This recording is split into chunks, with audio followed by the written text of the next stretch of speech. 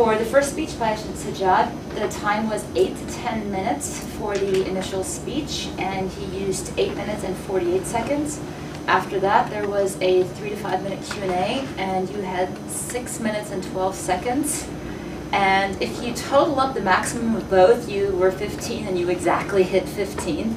But I think the division of the two, I think you went over a little bit on the Q&A. So we're going to open it up for a round robin evaluation. It's going to still be the regular 2 to 3 minutes when we're going to go through.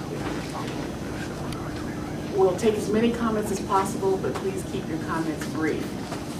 And I will take the first. Right. Does the club have a projector, or could he have received the projector? Because it was kind of hard to see. I can address that at the end of the session. Okay. We'll table that one for now. Next comment, Elaine? Yeah, I think the presentation was very well. And just one point is that NGO usually don't have a lot of money. So you need to explain to them why what you are proposing is better than what they are currently using. What kind of value added you are bringing to the table. Because is it easy to use? Is it cheaper? Is it easy to maintain? Is it easy to deploy? So this kind of information was missing to convince them to go with you.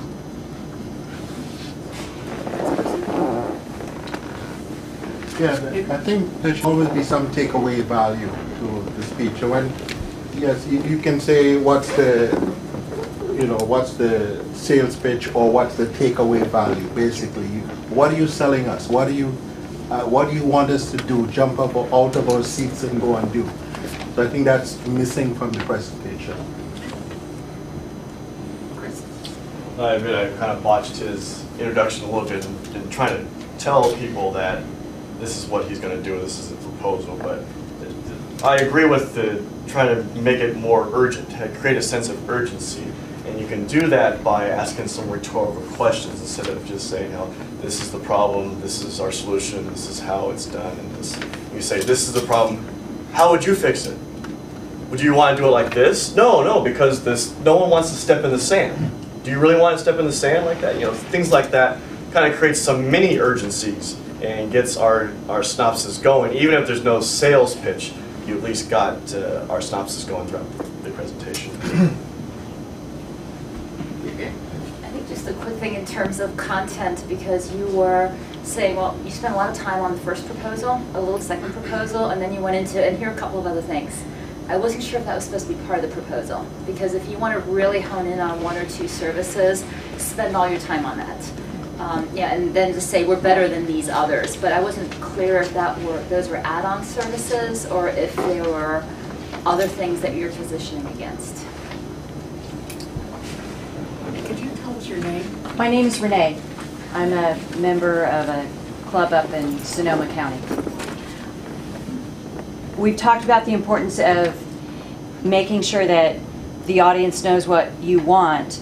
At the end of a Q&A session, I think it's really important to have a last 1 or 2 sentences to pull the whole thing back together and gain control again and just remind us what you want or the point of your speech. Thank you. Any others? Absolutely. Even if we had a projector, where's the so. Yeah. I've seen your PowerPoint slides before. What I liked about the slides was there was a blue theme, water, blue, I got that. Your first slide was word heavy. It was very wordy. Yeah. And you kind of went into the diagrams later. Yes, we get it when the bucket goes down a hole and pulls out water. That we get. But multiple bullets, that we don't get.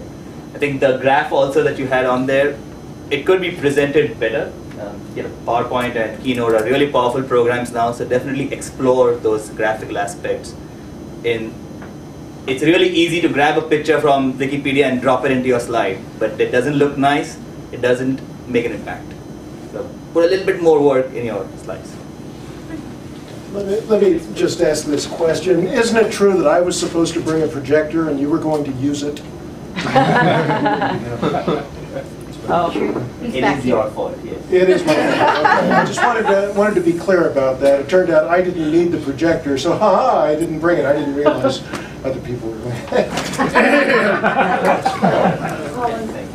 one thing. I do a lot of presentations at conferences. I just got back from one. A lot of these conferences, the audience expects a takeaway. They just spent $2,000 and they want something in their hands. But the thing is, technology sometimes fails, and in a room, if you just turn around a laptop and kind of point at it, I was a little distracted by that at the beginning if I just wasn't seeing from it. So maybe you could even say, well, there's a graph, and almost kind of diagram it with your hands almost, or at least let us know, because we don't have the benefit of seeing what's on there in a case where there's a technical glitch. And if I could just make one quick comment.